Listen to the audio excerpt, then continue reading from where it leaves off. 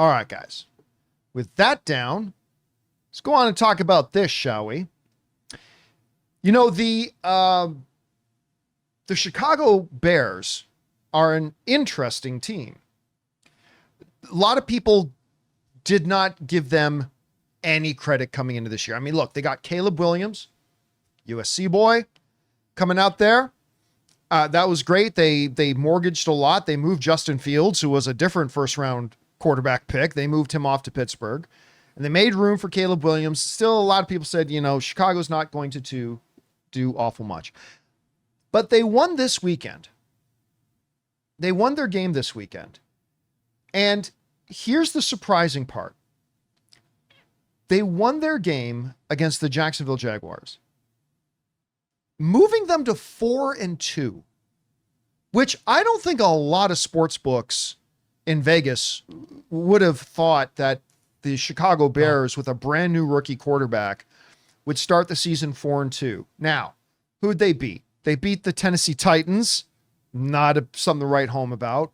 They beat the Carolina Panthers, not something to write home about.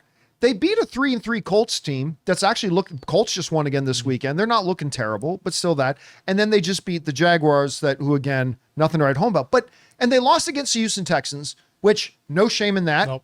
Almost everybody's going to lose to the Houston Texans this year. And so you're looking at a 4-2 team, but here's what's key is Caleb Williams. Caleb Williams, first of all, this weekend threw for well over 200 something yards, 4 touchdowns.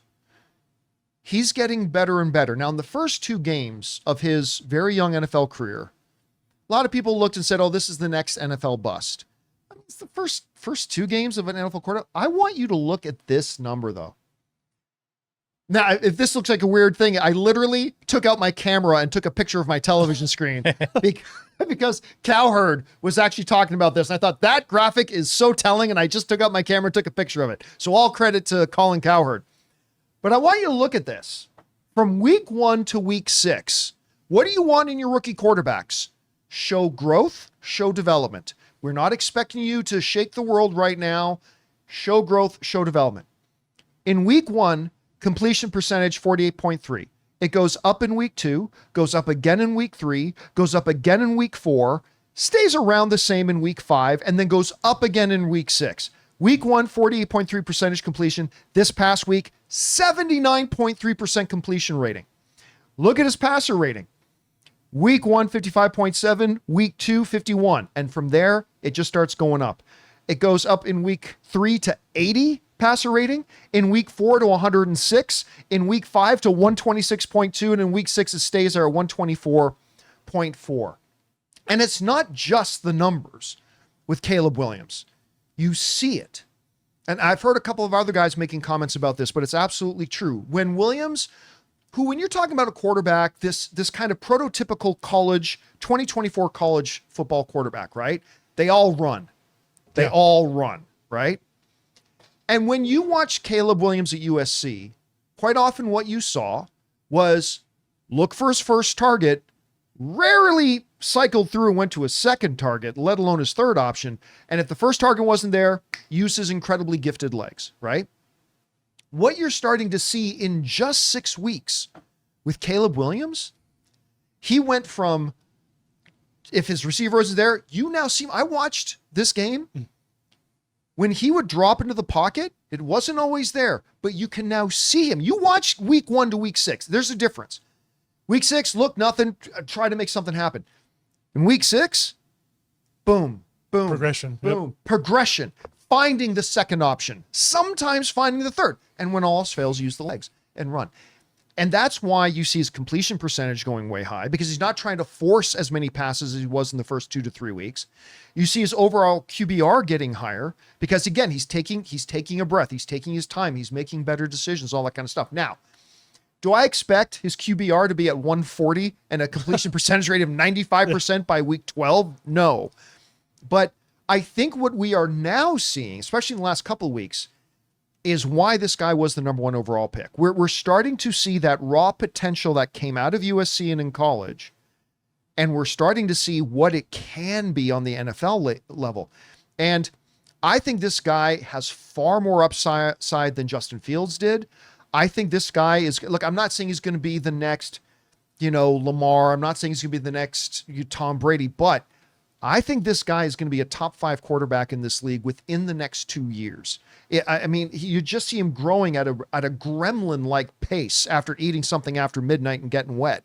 It's fast. Anyway, you had a chance to check it out. Where do you think about where the Bears are and Caleb Williams' development right now? Yeah, I think one of the main things, like you said, is basically he's learning on the job. Basically, he's going through his progressions. He's cutting back on his turnovers. He's only had one interception in the last 3 games, so he's not throwing it away.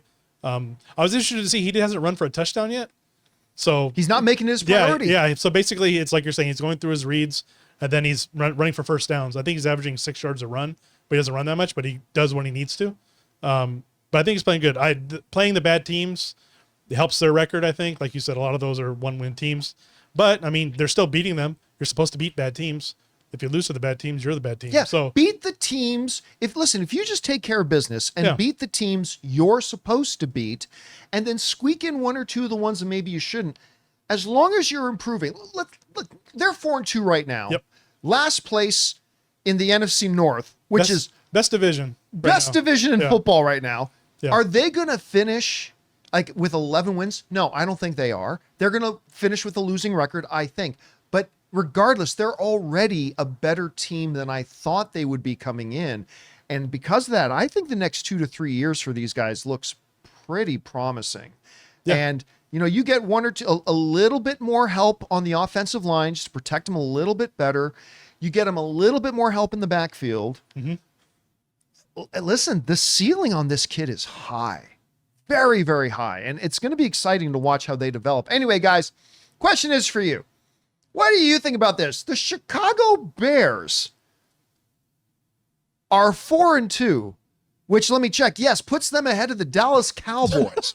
Who saw that after 6 weeks in the NFL season coming in? And Caleb is looking like the superstar. He's becoming the superstar like a lot of people thought he might. Whatever you guys think about this, jump down to the comments section below and let us know your thoughts.